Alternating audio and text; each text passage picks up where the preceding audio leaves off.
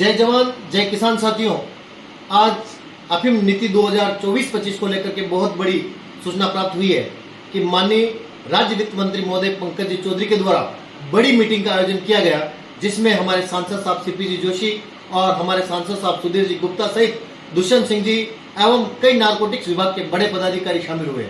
देखिए एक रिपोर्ट।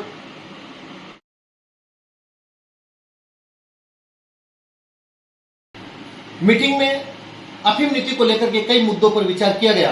इस मीटिंग में माननीय सुधीर जी गुप्ता साहब, उदयपुर सांसद श्री मन्नालाल जी रावत, अतिरिक्त सचिव वित्त श्री विवेक जी अग्रवाल, संयुक्त सचिव राजस्व श्री नवल किशोर राम जी, आयुक्त नारकोटिक्स दिनेश जी बोध, निदेशक नारकोटिक्स मनोज कुमार सिंह जी, नारकोटिक्स विभाग के अधिकारी उपस्थित रहे। इसमें दोनों ही सांसद के द्वारा अफीम नीति किसानों के हित में लाने संबंधी बातें रखी गई, जिसमें मुख्य बातें रही वो थी धारा 8/29 को हटाया जा करके नारकोटिक्स विभाग से, नारकोटिक्स एक्ट से उसको हटा करके उस आबकारी विभाग को दिया जाना और आबकारी विभाग में ऐड करना। उसके साथ ही बड़ी मांग थी वो थी अफीम के जो भूखंड की बुआई होती है वो कम से कम 2 भूखंड में बुआई करने को लेकर के बड़ी विचार विमर्श इसमें की गई है। अब बड़ा प्रश्न ये है कि अफीम नीति 2024-25 में क्या नए पट्टे जारी किए जाएंगे? तो जी हाँ, दोनों ही विधायकों के द्वारा 1995-96 के बाद जो पट्टे कटे हुए हैं उन सभी पट्टों को देने की मांग की गई है और वो सभी पट्टे सीपीएस में देने की मांग करते हुए नए पट्टे जारी करने के लिए आश्वस्त किया गया है तथा वित्त विभाग को निर्देश दिया गया है कि पट्टे नए जारी किए जाएंगे। लेकिन क्या सीपीएस पद्धति से किसान संतुष्ट है? इस पर भी सरकार को विचार करना चाहिए। उसके साथ ही अफीम के मूल्य को लेकर भी दोनों सांसदों द्वारा अपनी बात रखी गई। हाँ, कुछ न्यूज चैनल पर चल रहा है कि सीपी जोशी साहब, सांसद साहब से कुछ किसान नाराज हैं, लेकिन नाराजगी वहां नहीं है। नाराजगी किसान अपने हक की बात रख रहा है, लेकिन हक की बात सुनने में जो समय लग रहा है उस बात से है।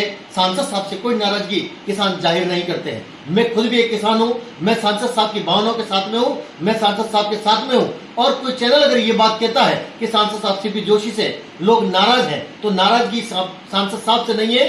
सांसद साहब की जो कार्यशैली है उसमें थोड़ा सा कुछ शिथिलपन हो सकता है, उनकी व्यक्तिगत समस्या की वजह से हो, लेकिन किसान अपनी मांगों को लेकर के डरने पर नहीं जाए।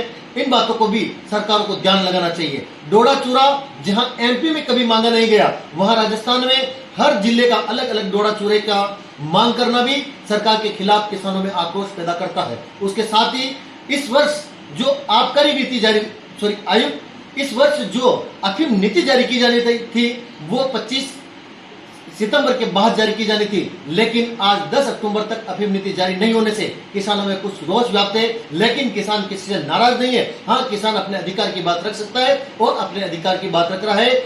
आप भी इस रिपोर्ट को आगे देखें। जय जवान जय किसान। और एक बात जरूर कह देना चाहूंगा कि ये जो चैनल है अफीम किसान का, ये अफीम किसानों को जानकारी ताजा अपडेट करने के लिए है। आप सभी से निवेदन है इस चैनल को लाइक, सब्सक्राइब और शेयर जरूर करें। धन्यवाद। दुर्गेश जोशी।